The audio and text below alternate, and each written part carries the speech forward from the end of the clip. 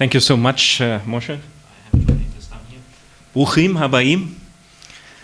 Don't expect any more of intercultural competence on my side. I promise that I'm trying to learn more, but I hope that next year I will be able to speak more Hebrew. Dear Dr. Rüttgers, dear Mr. Mitzner, dear Dr. Astaraki, dear Professor Zvi Cohen, dear Professor Messer-Yaron, dear Professor Newman, dear Sharon, dear Moshe. You might be familiar with the ancient Chinese curse, "May you live in interesting times." And I think it's pretty obvious why this was regarded by the Chinese to be a curse.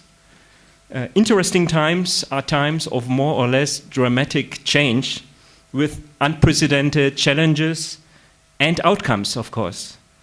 The German philosopher Habermas did call our times the age of complexity. Yes, there have been some signs of crisis in the last years. The financial and economic crisis has kept the entire world in suspension for the last years and is to a certain extent still keeping us kind of busy. But also the recent developments in Ukraine showed clearly that there is no such thing like a clear and sustainable world order. If it was not already known before, I think the economic crisis made crystal clear how intermeshed, how interdependent the global economy actually is in our times. There is no opt-out, there is no Shangri-La, there is no island of the blessed anymore. Thus, this crisis did also show the dramatic need of international cooperation. No crisis like the recent one can be solved only with national or even more or less nationalistic measures. And another important conclusion could be made due to the fact that this economic crisis was mainly a debt crisis, not only including personal and corporate debt, but especially including debt of state and public households. This recent crisis raised like no one before the question of intergenerational justice. How can we make sure that future generations will create reasonable wealth and the needed amount of social security in times of reduced public spending? The key driver of wealth for future generations and the main promoter of social cohesion is and will be a healthy and vital knowledge-based economy. And nothing is, of course, more important for this knowledge-based economy than the higher education. Nothing is more important than solid investments in this decisive field, a lesson that had at least partly been learned by the European Union, to my admission. There is some striking evidence how important the internationalization, that's a difficult word, of this higher education became in the recent decades. In 2009, 2010, approximately 3.3 million students studied outside their country of domicile.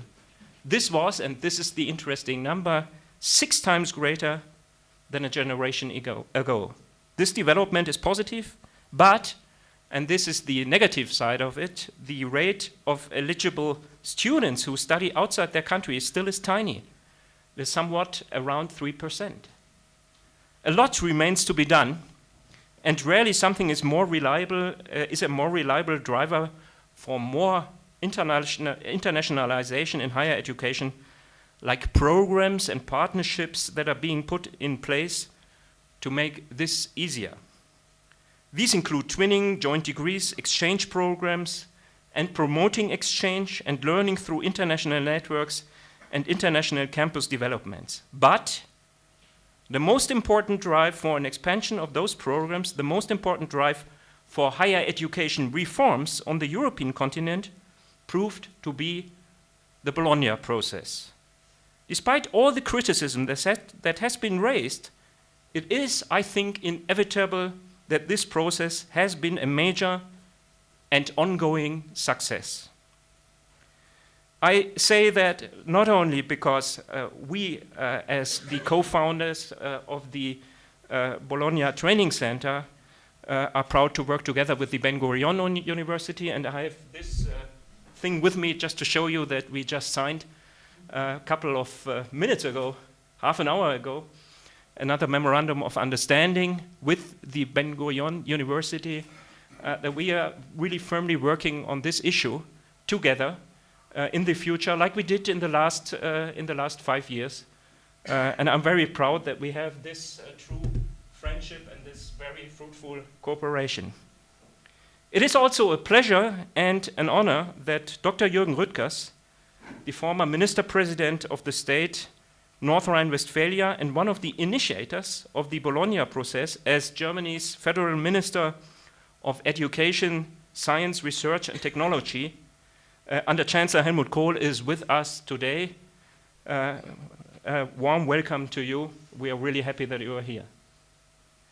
As the German federal states have an exclusive competence for the school system in Germany, one of Jürgen Rüttgers' top priorities was to improve the conditions for youth exchange between our countries. These endeavors culminated in an agreement between the state government of North Rhine-Westphalia and Israel's education ministry.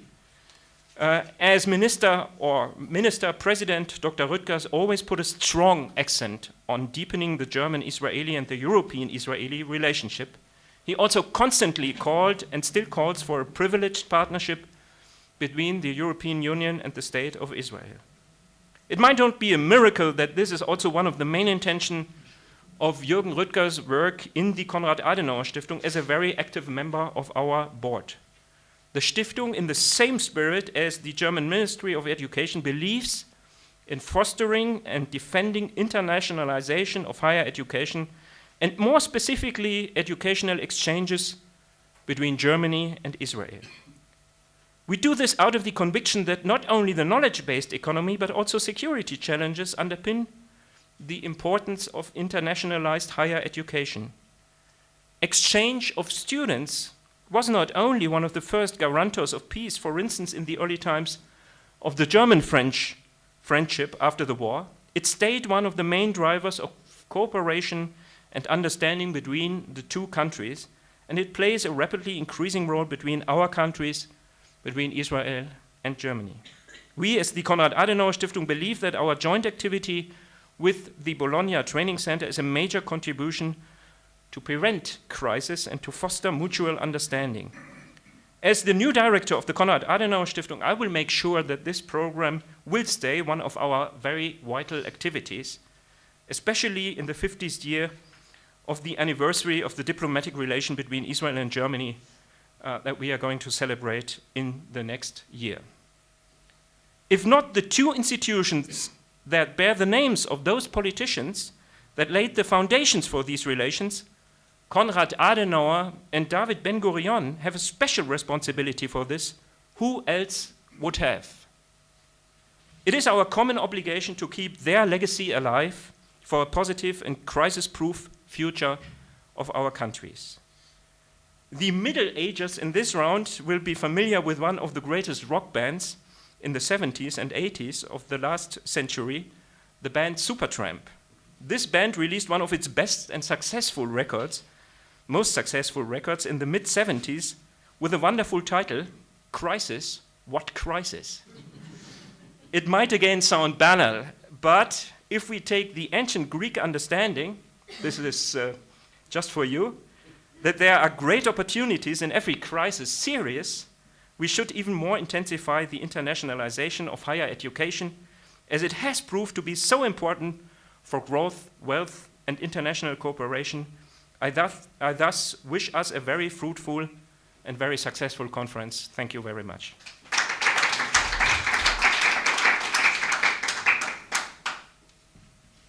Thank you, Dr. Borchard.